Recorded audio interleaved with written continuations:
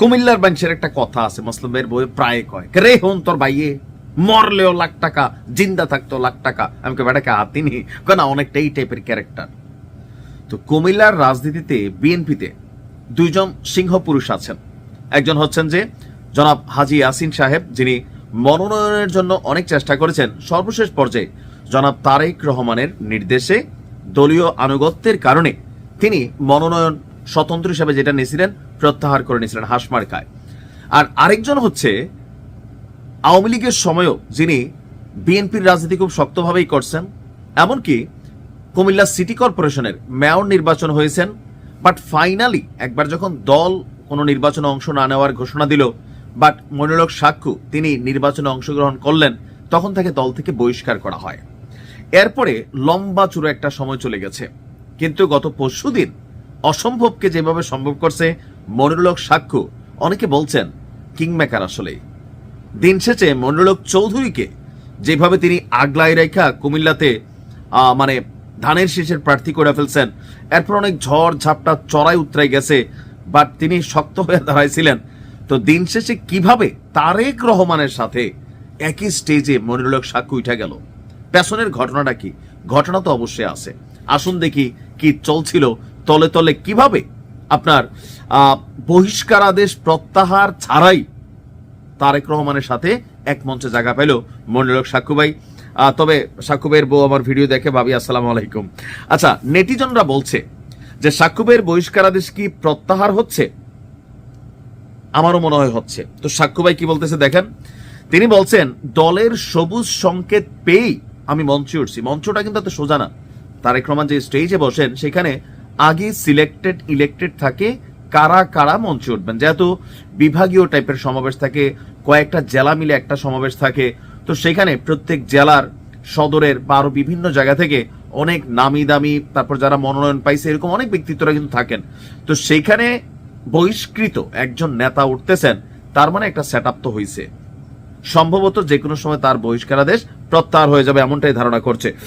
তো আমরা দেখছি যে দলীয় সূত্র বলছে যে জেলার সদর দক্ষিণ উপজেলার সুয়াগাজী এলাকায় যখন বিএনপি আয়োজিত সমাবেশে মঞ্চ ওঠেন সাক্ষ্য, রাতে তারেক রহমান বক্তব্য দেওয়ার সময়ও সাক্ষ্যকে মঞ্চে দেখা যায়। তো দলীয় বক্তব্য হচ্ছে যে আপনার 2022 সালের 15 জুন সিটি নির্বাচনে দলের সিদ্ধান্ত অমান্য করে প্রার্থী হওয়ায় সাক্ষ্য আজীবনের জন্য বিএনপি থেকে বহিষ্কৃত হয়েছিলেন। তবে এবারের সংসদ নির্বাচনের তফসিল ঘোষণার পর থেকে তার স্বতন্ত্র প্রার্থী হওয়ার গুঞ্জন ওঠে। এরপর থেকে তিনি মনোনয়নপত্র কিনা ফেলেন। পরে বিএনপির প্রার্থী মনিরুল হক চৌধুরীকে সমর্থন জানানোর মাধ্যমে এখানে একটু ভিন্নতা তিনি দেখিয়েছেন, যেটা দলের প্রতি অনেকটা আনুগত্য। আর এখন তিনি মনিরুল হক চৌধুরীর পক্ষেই কাজ করছেন।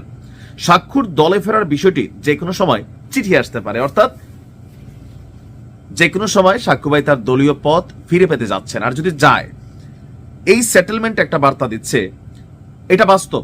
দক্ষিণ থেকে আইসা কুমিল্লার সদর মনিরুল হক চৌধুরীর জেতার জন্য শুধুমাত্র ধানের শীষ প্রতীক যথেষ্ট না।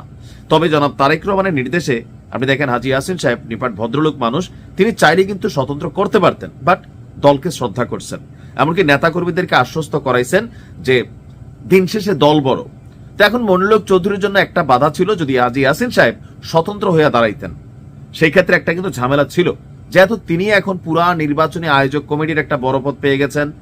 আর এদিক দিয়ে মনিরুল হক সাক্ষ্য তার যেই অবস্থান আছে, মনিরুল হক চৌধুরী এখানে কুমিল্লার মধ্যে মানে নিউ কামার হলেও টোটাল পরিস্থিতিটা ওনার হাতে চলে গেছে।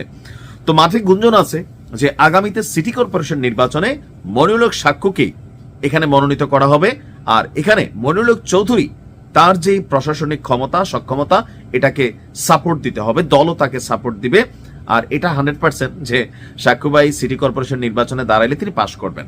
এখন এখান থেকে অনেকে আসতে পারে, বা হাজী ইয়াসিন সাহেবের যিনি শালা আছেন কাউসার ভাই, তো তিনি মনে হয় না যে আর পাশ করবেন। এই সিস্টেম এখন যেভাবে ইমপ্লিমেন্ট হচ্ছে, অর্থাৎ মনিরুল হক সাক্ষ্য পর্দার আড়ালে থেকে যে ইঞ্জিনিয়ারিং করছেন, অনেকেই বলছেন আমারে যে এটা হয়তো নইরা যাবে বা শেষ পর্যন্ত সমীকরণ ভিন্ন হবে। বাট আমি বলছি যে যে সেটেলমেন্টটা আছে বা যতটুকু বুঝতে পারি, আর যেহেতু আমরা কুমিল্লারই পোলাপাইন, ভিক্টোরিয়া কলেজে পড়াশোনা করছি, প্রত্যেকটা নেতারে খুব কাছ থেকে দেখার সুযোগ হয়েছে, কথাবার্তার সুযোগ হয়েছে, বা এখন অনেকের সাথেই জেলা পর্যায়ে, বিভাগীয় পর্যায়ে অনেকের সাথে কথা হয়, মাঠের সমীকরণ জানার চেষ্টা করি।